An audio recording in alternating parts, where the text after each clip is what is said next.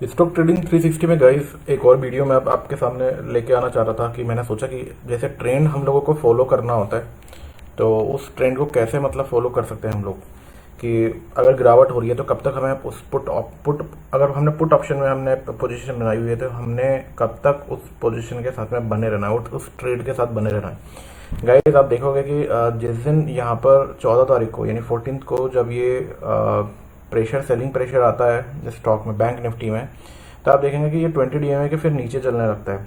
यहाँ पे मैंने 30 मिनट्स का चार्ट लगाया हुआ है। आप देखेंगे कि जब तक ये 20 डीएमए ये जो बाहर वाला जो बॉलिंजर बैंड है ये जब तक इस लाइन पर रहता है गाइस, अपर बैंड की मतलब लोअर बैंड की तरफ बाहरी लोअर बैंड की तरफ जब तक ये प्राइस रहता है इसमें गिरावट बनी रहती है। इसीलिए मैंने यहाँ पे दो बैंड लगाए हुए हैं गाइस, और अब मैं आपको बताऊंगा कि आपको करना क्या है। आप देखेंगे 30 मिनट्स का चार्ट ही है और 30 मिनट्स के चार्ट में आप देखेंगे कि जब तक ये जो इसमें चार सेक्शन में हो चुके हैं, चार पार्ट्स हो चुके हैं बॉलिंजर बैंड के, तो आप देखेंगे जब तक ये जो 4 नंबर का ये वाला जो बैंड है, मतलब ये जो नीचे वाला जो बैंड है गाइस, मैं इसको मार्क कर देता हूँ ताकि आपको आसानी रहेगी। एंड इसको मार्क कर देते हैं ताकि आपको थोड़ा सा आसानी रहेगी।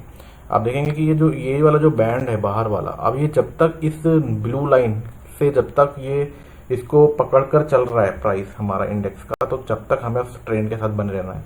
बट जैसे ही अगर आपको लगता है कि हाँ कोई एक ग्रीन कैंडल या कैंडल कोई से भी बन रही है और इस वाले कैंडल जो ये वाली जो कैंडल है इसके हाई के ऊपर अगर जाती है, तो वो आपका स्टॉप लॉस है। आपका स्टॉप लॉस यहाँ रखना है कि इसके हाई का जो है इसका हाई जो है वो आपको स्टॉप लॉस बना के रखना है। तो देखो यहाँ पर वही हुआ गाइस, आप देखोगे कि ये बाहर वाले ट्रेंड जो है उसको पकड़ के चल रहा है प्राइस, और जो रेड कैंडल से बनती जा रही है, तो हमें फिर सीसीआई को भी जो है फोकस में नहीं रखना है। फिर हमको इसको इम्पोर्टेंस नहीं देनी है। जब ट्रेंड आपका रिवर्स यहाँ पर जो भी अगर कोई भी यहाँ पर आपको भी बने रहना है ट्रेंड के साथ में। अब अगर मैं बताता हूँ आपको जैसे तेजी कब आती है, आप तेजी का मैं बताता हूँ आपको गाइस। आप देखेंगे कि जब दो कैंडल चाहे वो रेड हो ग्रीन हो कोई से भी कैंडल हो, जब दो कैंडल आपकी ये थर्ड नंबर यानी ऊपर से दूसरे मतलब बैंड में अगर दो कैंडल बनती हैं और तीसरी ओपन होती है सबसे ऊपर वाली यानी चौथे फर्स्ट नंबर के मतलब उसमें बैंड में, तो आपको फिर ट्रेंड के साथ में बने रहना है। कब तक बने रहना? जब तक ये जो ट्रेंड है ना वो ये ऊपर वाले बैंड के साथ में ये चल रहा है, ठीक है। जब तक आपको उसको ट्रेंड के साथ में बना रहना है। और आप देखेंगे कि यहाँ पर दो कैंडल बनी और यहाँ पर जो ट्रेंड है वो आपका 26 मई से लेके, और आप देखोगे कि फिर ये 29 मई तक आपका ये ट्रेंड जो था पॉजिटिव था। यहाँ बॉलिंजर बैंड ने पंक्चर किया, पंक्चर करने के बाद में फिर यहाँ कंसोलिडेशन हुआ।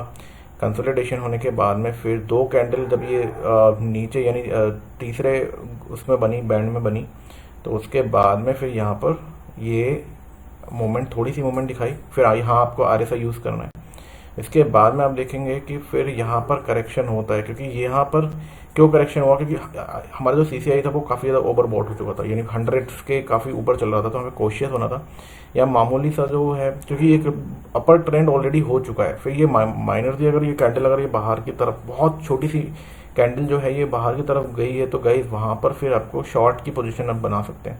फिर यहाँ पर एक मामूली सी आप देखेंगे कि यहाँ पर एक अच्छी खासी गिरावट हो चुकी है, और फिर यहाँ पर बट हम इस तरह की पोजीशन को अवॉइड करेंगे गाइस। हमें पोजीशन वो लेनी है जो पंक्चर करती हैं बाहरी बैंड को पंक्चर करती हैं गाइस, और आपका सीसीआई जो है वो आपका नीचे से फिर यूटर्न ले रहा है। मैं यहाँ पर एक और टूल ऐड करना चाहूँगा जिसको बोलते हैं गाइस बैंड और बॉलिंजर बैंड का ये परसेंटाइल। तो यहाँ पर मैं ज़्यादा इसमें ऐड नहीं कर पा रहा हूँ, बट मैं आपको थोड़ा सा बताने की कोशिश करूँगा। मैं इसको डिलीट कर देता हूँ ताकि मैं एक फ्री इंडिकेटर यूज़ कर पाऊँ। तो आप देखोगे कि इसको वाइट कर देते हैं ताकि आप लोगों को थोड़ा सा देखने में आसानी रहे। तो गाइस आप देखोगे कि जब यहाँ पर पोजीशन बनाई थी तो यहाँ पर आप देखेंगे कि ये भी लो लेवल पर चल रहा है, जो हमारा बैंड है वो भी लो लेवल पर था, और यानी कि और मतलब ओवरसोल्ड हो चुका था, और यहाँ पर भी ये भी लो पर, तो यहाँ पर एक पोजीशन बनती है। अब यहाँ पर एक माइनर सा था, अब माइनर सा इसलिए था ये भी ओवरबॉट में है और ये भी ओवरबॉट में है, बट इतना ज़्यादा ये ओवरबॉट ये बैंड जो था इतना ज़्यादा बल्ज नहीं हुआ था, ज़्यादा खुला नहीं था, बट फिर भी यहाँ पर हम अवॉइड कर सकते थे एक बार को, क्योंकि अच्छी तरीके से इसने इसको पंक्चर नहीं किया है। बट इस पोजीशन को हम मिस नहीं कर सकते थे, क्योंकि यहाँ पर आप देखेंगे ओवरसोल्ड भी था और ये सीसीआई भी काफ़ी नीचे के लेवल पर था। फिर अभी जैसे मैंने आपको मूवमेंट अभी अभी पहली वीडियो में बनाई, जैसे अब यहाँ पर एक देखिए, यहाँ पर आप देखेंगे ये दोनों एक जैसे हैं कि ओवरसोल्ड में आ गए और बाहर नीचे की तरफ मतलब बल्ज हुआ, पंक्चर हुआ, पंक्चर किया इसने कैंडल ने। और यहाँ पर जो पहला टारगेट है वो आपका 20 डीएमए तक, उसके बाद ट्रेल करके सेकंड टारगेट आपका बाहर के बैंड की तरफ का रहेगा। अब यहाँ पर आप देखेंगे ट्रेंड आपने फॉलो किया, फॉलो करने के बाद में यहाँ पर मैंने जो पोजीशन बनाई वो यहाँ पर पोजीशन बनाई थी, और थर्सडे के दिन मार्केट खत्म होने के बाद में, और आप देखिए कि दोनों ये सही पोजीशन पे थे और आज यहाँ पर इतना बड़ा मुझे गेन मिला। और हालांकि जब मार्केट रिवर्स हुआ, जो कि कल मार्केट यूएस का भी पॉजिटिव था, हालांकि अगर मार्केट नेगेटिव रहता तो गैस ये हो सकता था कि यहाँ तक 20 डीएमए से जाने के बाद में वापस ये करेक्ट होने लगता। बट 20 डीएमए के बाद आने के बाद में, 20 डीएमए के ऊपर जाने के बाद में जो फिर आपको कॉल की पोजीशन बनानी है, शॉर्ट की पोजीशन आपको अवॉइड करनी है। और आप देखिए यहाँ पर फिर ये फर्स्ट टारगेट यहाँ तक और सेकंड टारगेट यहाँ तक। तो गाइस इसी तरह से बहुत सारी स्ट्रेटजीज हैं जो मैं आप लोगों के साथ शेयर कर सकता हूँ, आपके लिए प्रॉफिटेबल होंगी। आप मुझे कांटेक्ट कर सकते हैं मेरे व्हाट्सएप गिवन नंबर पर। तो thank you so much for watching this video again, thank you.